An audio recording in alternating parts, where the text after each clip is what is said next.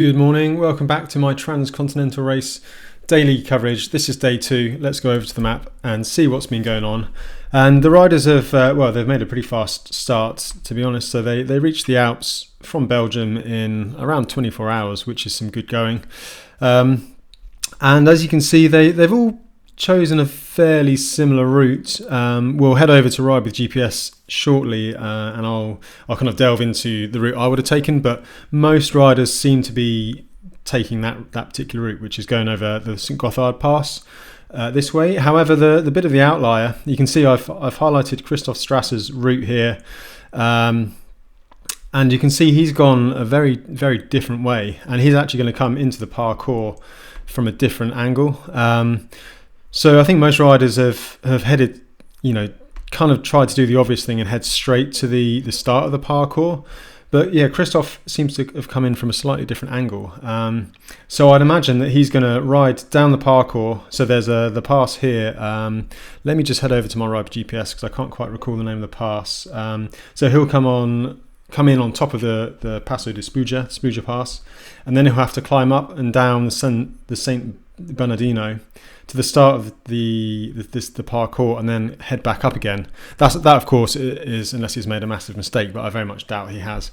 So yeah, very, very interesting developments there, and we're starting to see our leaders emerge. So Christof Strasser, it's hard to say whether he's leading at the moment. I suspect he's probably going to hit the parcours first, but as we said, he's got to go down and then back up again. There probably won't be very much in it by the time these guys here. So we've got a small group. So Robin Gempele, who I spoke about in my preview, and then we've got another rider, Florin Moreau.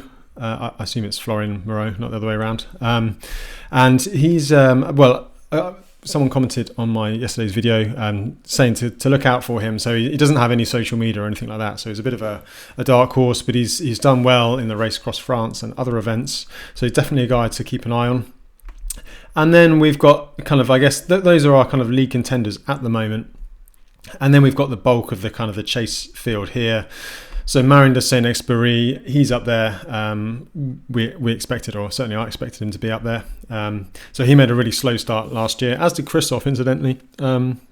So both riders took a while to get going and made some navigational errors, but it looks like they've not done that this year, but they both finished really, really strong. So yeah, keep an eye on Marin and of course Christof Strasser. Last year, Robin Gempele went out really fast and really hard and faded towards the end. I suspect he's probably learnt quite a bit more since last time. So again, it'd be good to see how he gets on. And then we've got a number of riders here, and I'm sure as they hit the big climbs, the San Bernardino, we will see them thin out a little bit more.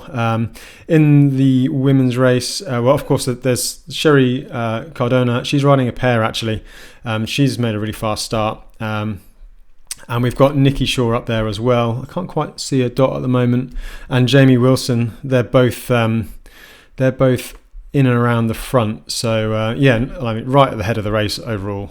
So it looks like we can have a good showing from the women, and quite a nice tight race from those guys, those women as well.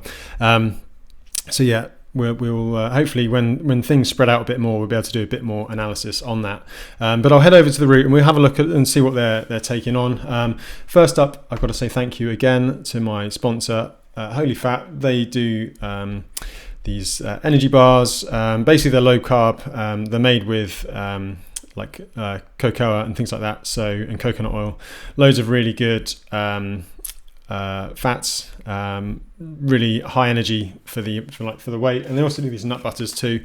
So I use these when I'm on my long rides. Long sustained energy, work really well. So yeah, worth considering if you're doing lots of long slow rides.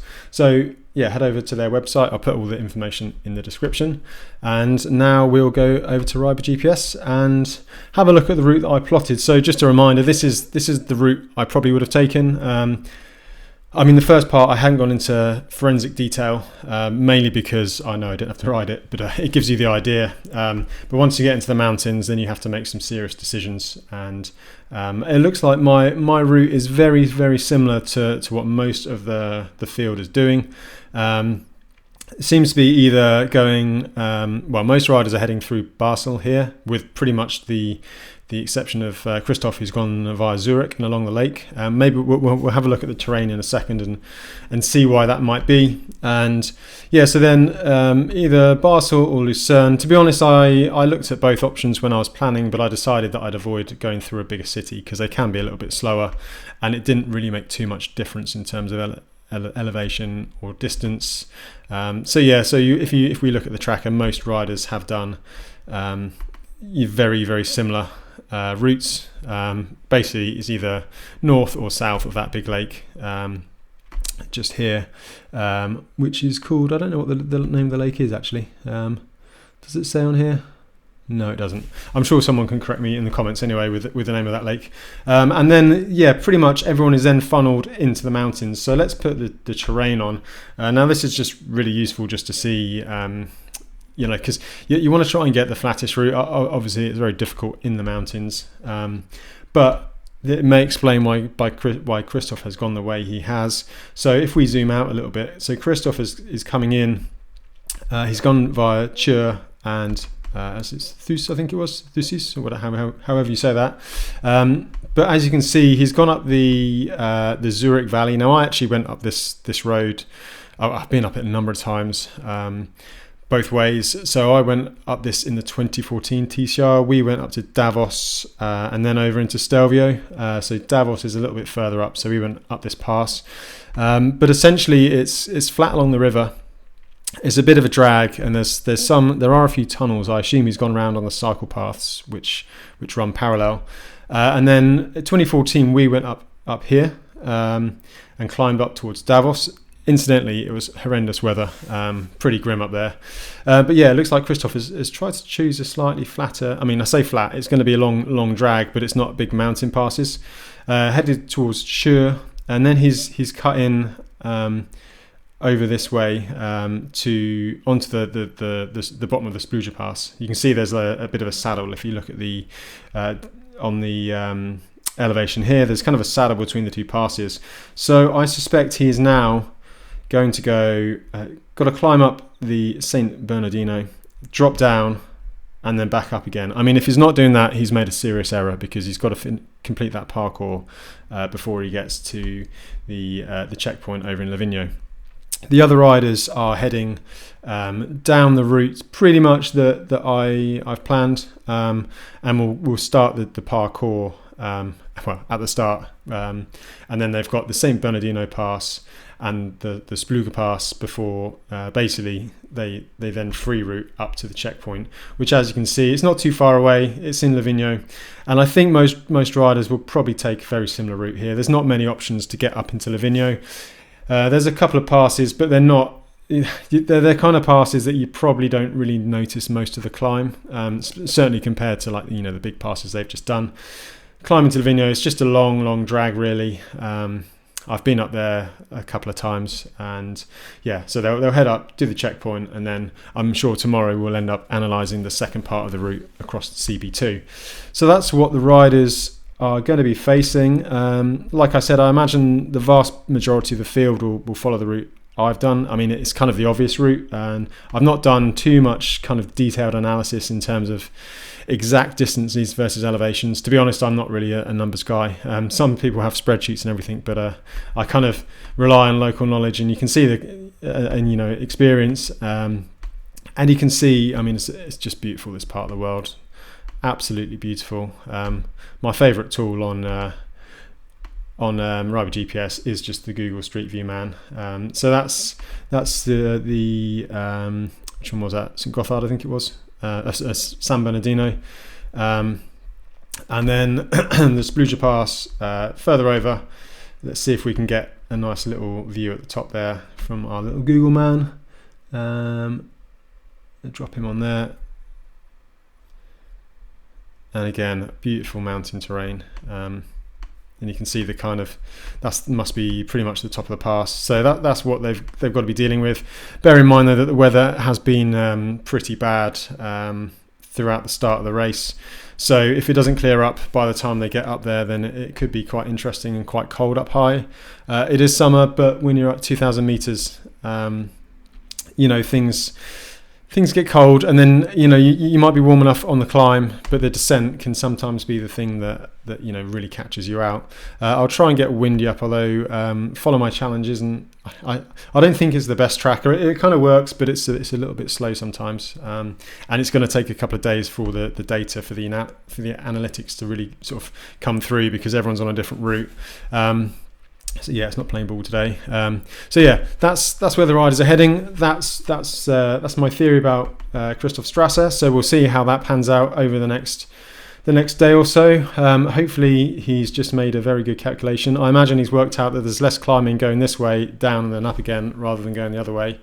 So we'll see if that pays off. Let's have a look at some social media and see what's been going on. So Robin Gemperle, obviously he's kind of right up there in the top 3 at the moment, and this was him, Wendy Ellis, dot watching. So it looks like he's taken some cycleways, nice and quiet, out of the wind as well, which is quite good. And yeah, looks like last night he got a nice shower, a nice sleep.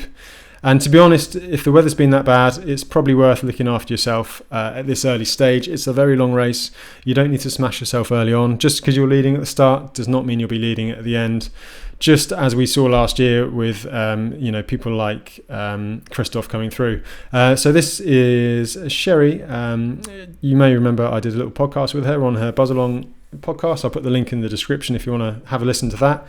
And yeah, this is some of the weather that they've been dealing with.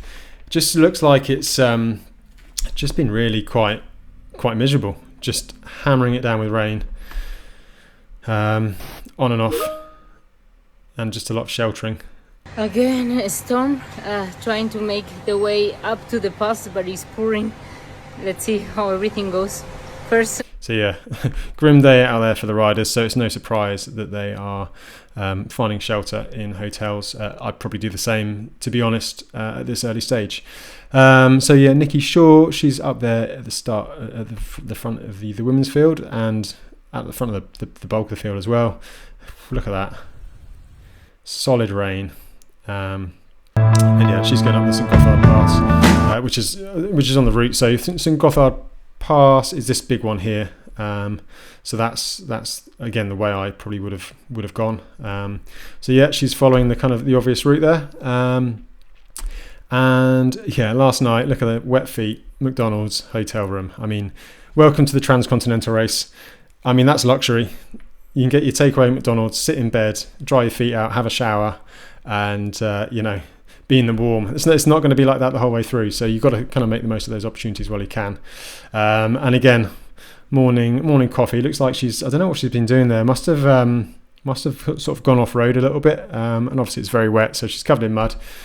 And there, the classic TCR breakfast on the floor with your pastries and your coffee. So hopefully Nikki's doing all right, and we'll see how she gets on over the next few days. The other thing I want to show you is the Transcontinental Race, the official race feed. They have some really great photographers out on race, so it's well worth giving this a follow if you wanted to. There was some images from yesterday which just made me laugh.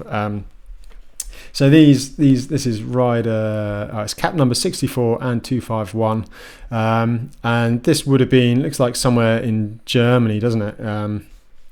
Or potentially Switzerland.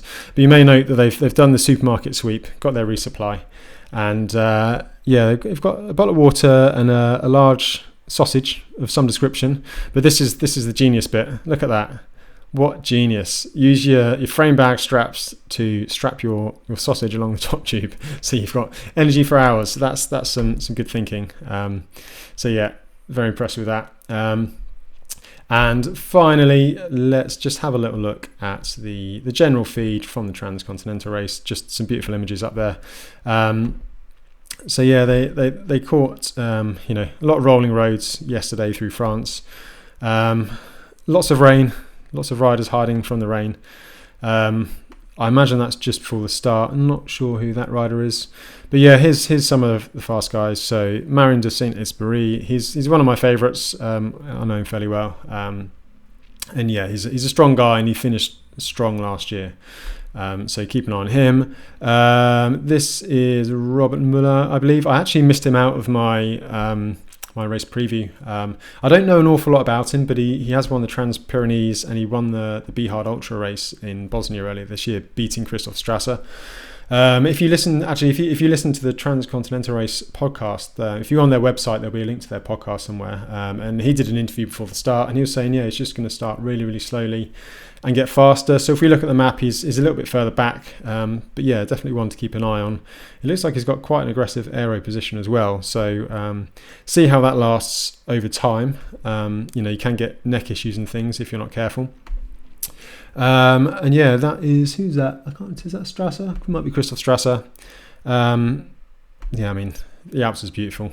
Here's a link to their podcast. So if you go on the Transcontinental Race Instagram, there's a link to their podcast, and it's well worth a listen. Obviously, they've got reporters on the ground, and I'm sat at home in my office, so they can probably get quicker information than I can. So yeah, well worth giving those guys a listen.